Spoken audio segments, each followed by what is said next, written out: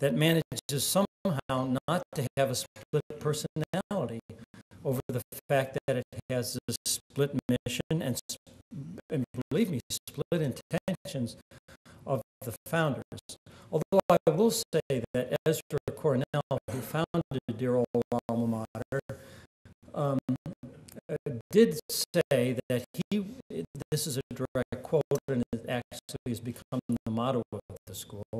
I think not a good motto for an independent institution, but it is Cornell's anyway.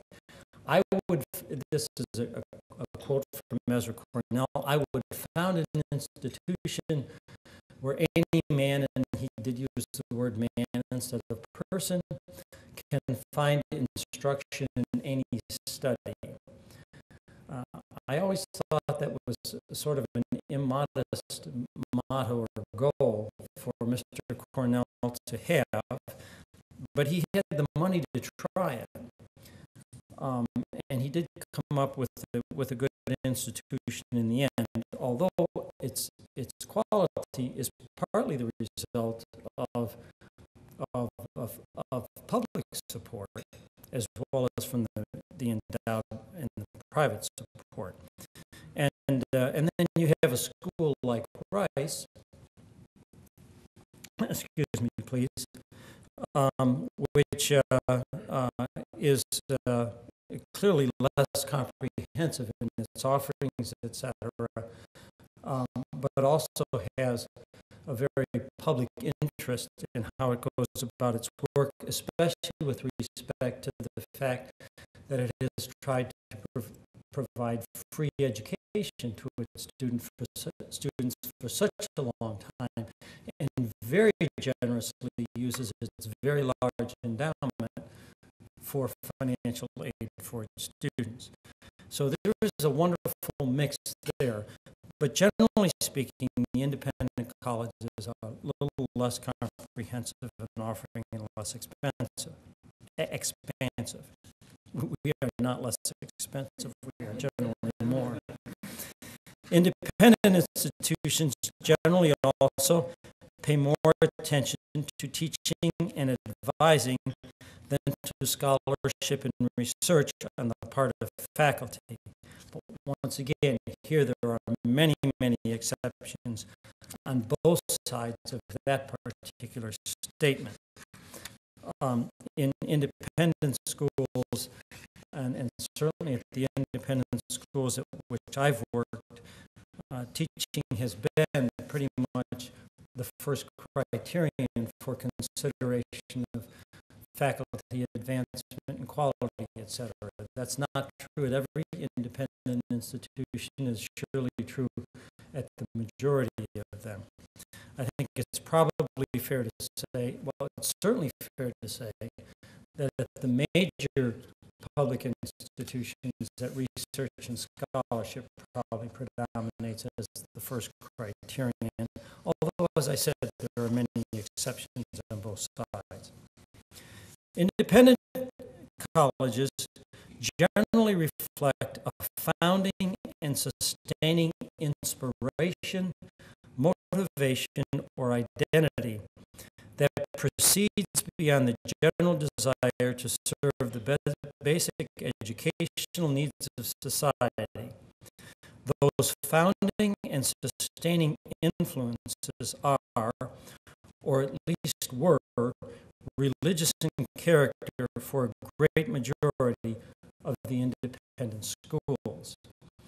Some of you are probably aware of the book of Robert Marsden and his colleagues and others in his like, who in the last 15 years have been writing books about the history of independent institutions, especially those that are currently secular, but which began as religiously affiliated institutions, and how they lost their religious affiliation over time.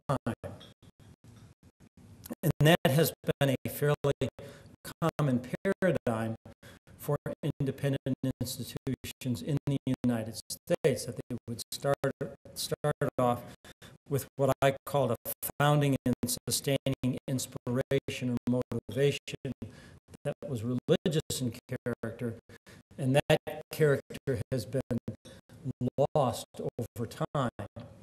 Not so much to mission creep. Sometimes that did happen, and as I mentioned before, mission creep is usually not a good thing to have happen to an independent institution, but more so from societal or cultural creep, if you could sort of push the metaphor a little bit.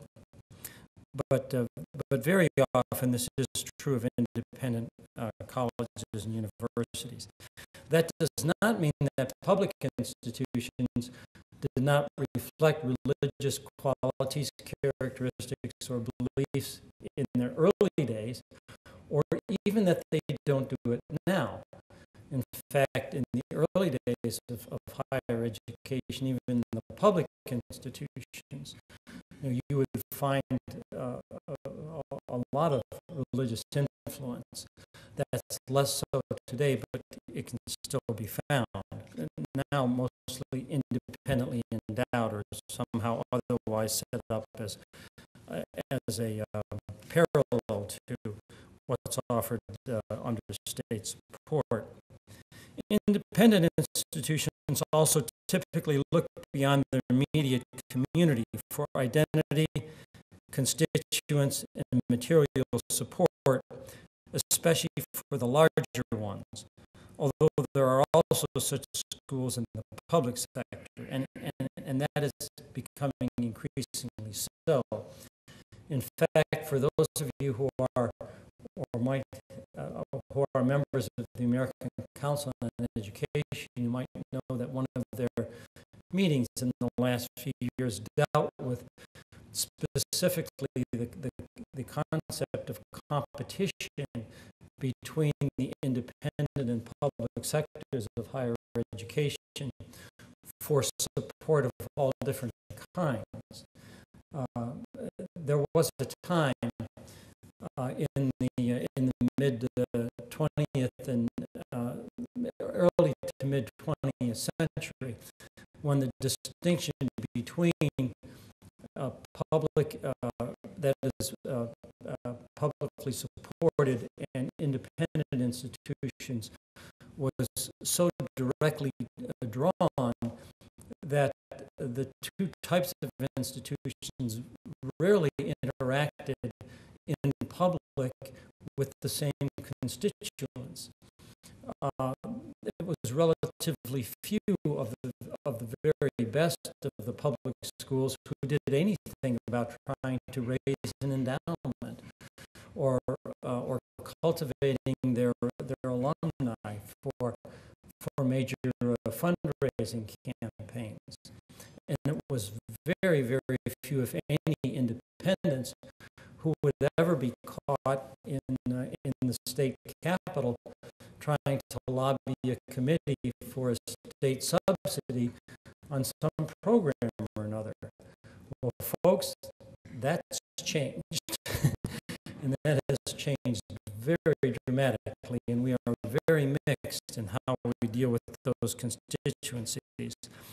But historically, it had been true that the independents looked pretty much within their own immediate sphere of influence, their alumni, their church or their religion, if they had a founding church, and those in their own geographical community for material support, and the publics look more to the public sector, obviously.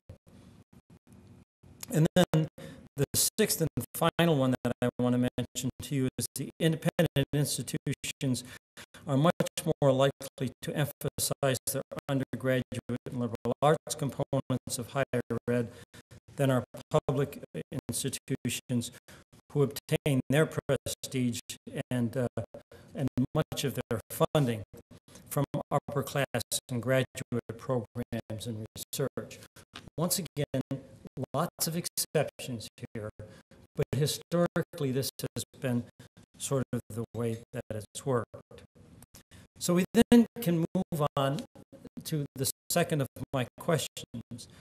How do these characteristics that do differentiate us, and I recognize the fact that there's a lot of overlap, how do they coalesce to form a coherent value proposition specifically for independent higher education?